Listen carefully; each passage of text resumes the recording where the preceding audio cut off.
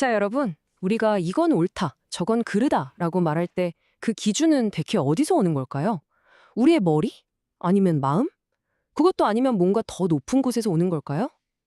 오늘은 바로 이 엄청난 질문을 두고 벌어진 세계의 대결, 이성과 믿음의 한단 승부를 제대로 한번 파헤쳐 보겠습니다. 네, 정말 근본적인 질문이죠. 생각해보면 우리 마음속의 그 도덕적 나침반 있잖아요.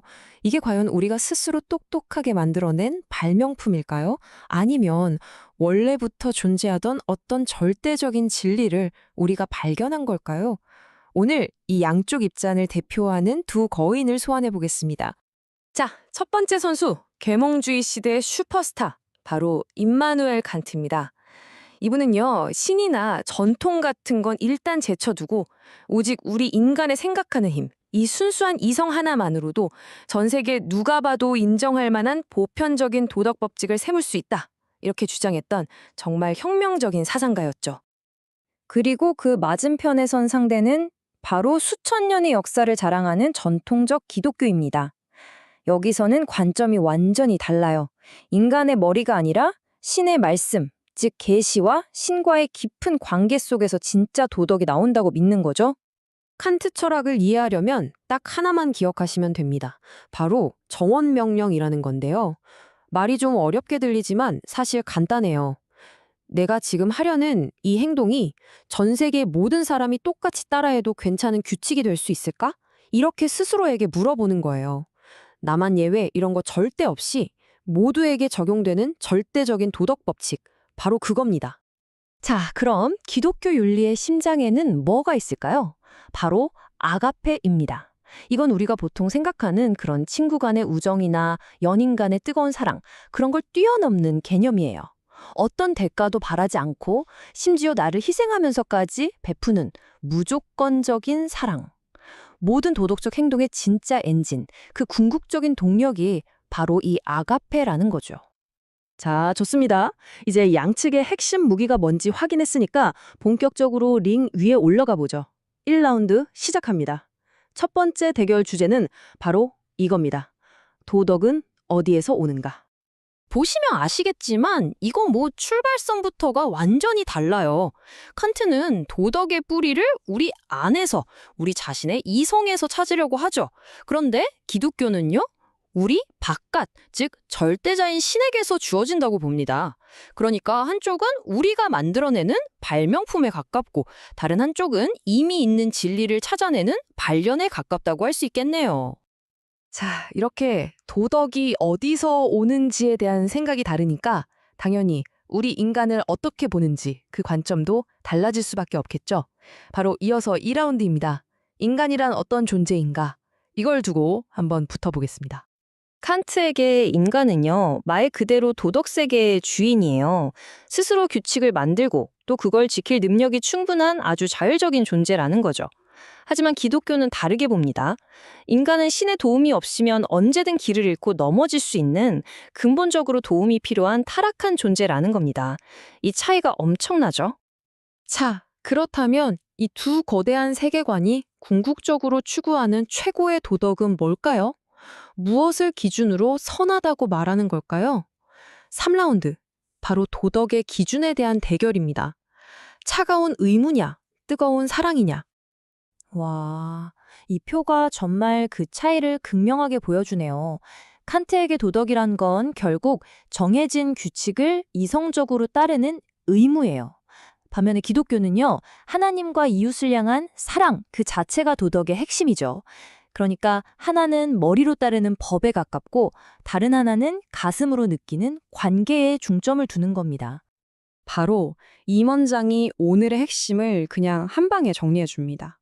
칸트한테 도덕은 이성의 자율성, 다시 말해 우리 스스로의 힘으로 완벽해지는 문제라는 거예요. 반면에 기독교한테는 은총 안에서의 성화, 즉 신의 도움을 받아서 점점 더 나은 존재가 되어가는 과정이라는 거죠. 자, 이제 이 근본적인 차이가 어떤 날카로운 비판으로 이어지는지 한번 들어가 보겠습니다. 자, 여러분, 이제부터가 진짜 메인 이벤트입니다. 지금까지 양측의 입장을 쭉 살펴봤잖아요. 이걸 바탕으로 기독교적인 시선에서 칸트의 윤리학을 어떻게 비판적으로 보는지 아주 본격적으로 한번 해보해 보겠습니다. 기독교 쪽에서 던지는 비판의 핵심은 크게 이 5가지로 요약해 볼 수 있습니다. 이 비판들은 뭐랄까 칸트가 아주 정교하게 만들어 놓은 이 도덕 기계에 사실은 아주 결정적인 부품 몇 개가 빠져 있다고 지적하는 것과 같아요. 뭐가 빠졌는지 하나씩 뜯어보죠. 첫 번째 비판은 이거예요. 칸트, 당신은 인간을 너무 믿는 거 아니냐 하는 거죠. 인간의 이성이 과연 그렇게까지 완벽하고 실수 하나 없을까요? 기독교는 원죄라는 개념을 통해서 인간이 얼마나 자기 자신을 속이기 쉽고 또 실패하기 쉬운 존재인지를 계속 이야기하거든요. 그런데 칸트는 이성을 거의 신처럼 절대적으로 믿고 있으니 바로 이 지점에서 충돌하는 겁니다. 두 번째 비판은 칸트의 윤리학이 뭐랄까 너무 차갑다는 거예요. 기독교 윤리의 심장이라고 할 수 있는 사랑, 이 아가페를 그냥 변덕스러운 감정 정도로 취급해버리고 그 자리에 차가운 의무를 딱 올려놓았다는 거죠.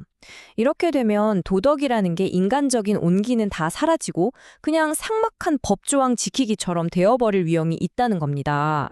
그리고 이게 어쩌면 가장 경정적인 비판일 수 있습니다. 바로 은혜라는 개념이 빠져 있다는 점. 칸트의 세계에서는요, 그냥 혼자서 다 해야 돼요. 내가 실수하고 넘어졌을 때 나를 용서해주고 다시 일어설 힘을 주는 신의 도움, 이런 게 들어설 틈이 아예 없어요. 기독교적 관점에서 보면 이런 일종의 안전장치 없이는 그 누구도 도덕적으로 완벽해질 수 없다고 보는 거죠. 네 번째 비판은 이거예요. 칸트의 정원명령이라는 게 마치 세상의 모든 복잡한 자물쇠를 마스터키 하나로 다 열려는 시도 같다는 거죠.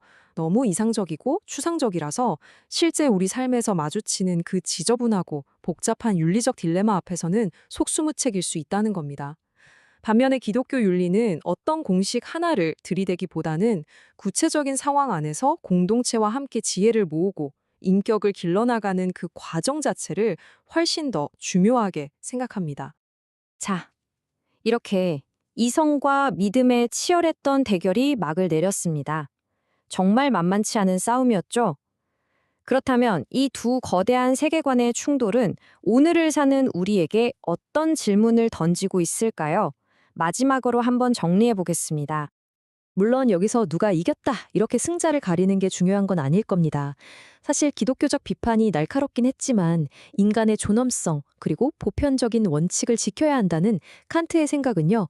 우리 사회에 정말 엄청나게 중요하고 또 긍정적인 영향을 미친 것도 사실이거든요.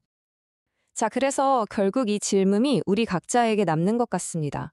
여러분의 도덕은 여러분 스스로가 만들어가는 법칙에 가깝습니까? 아니면 어딘가에 이미 존재하는 내가 발견해야 할 진리에 가깝습니까?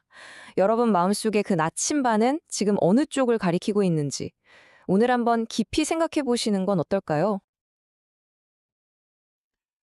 예, 마지막 프레젠테이션까지 잘 들어봤네요. 칸트의 윤리학을 전통적인 기독교의 윤리학과 비교를 해봤을 때, 칸트는 인간이 갖고 있는 이성적인 능력이 모든 사람들이 보편적으로 다 지켜야 되는 그런 정언명령을 생각해낼 수 있고, 또 그 정언명령에 대한 의무감으로 꼭 우리가 보상이나 행복이 따라오지 않는다 할지라도 반드시 지켜야 된다라는 의무감을 통해서 도덕적인 삶을 살아낼 수 있다. 인간의 자율성이라고 하죠. 도덕적 자율성 또는 정언명령을 만들어내고 그것을 지키는 의무감을 충실히 따르는 그런 도덕적 자율성이 인간을 완벽한 도덕적 존재로 이끌어낼 수 있다. 이렇게 생각을 한 면이 있죠. 거기에 대해서 이제 현대의 사람들은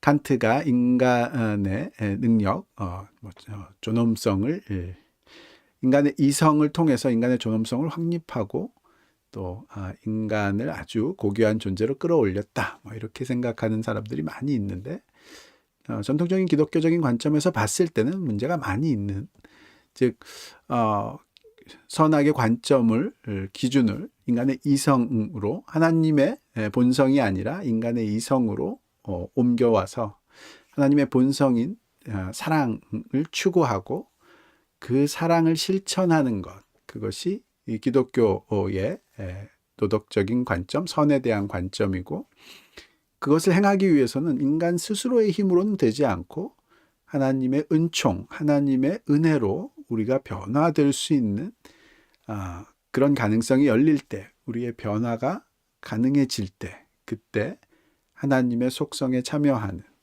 그런 존재로 우리가 거듭나게 된다. 점점 더 성화를 향해서 나아가게 된다라고 생각했던 그런 은총으로 이루어지는 기독교의 도덕적 관점을 인간 스스로의 자율성이라고 생각을 하는 거죠. 인간의 스스로의 힘으로 도덕적인 그런 존재로 거듭날 수 있다라고 이야기하는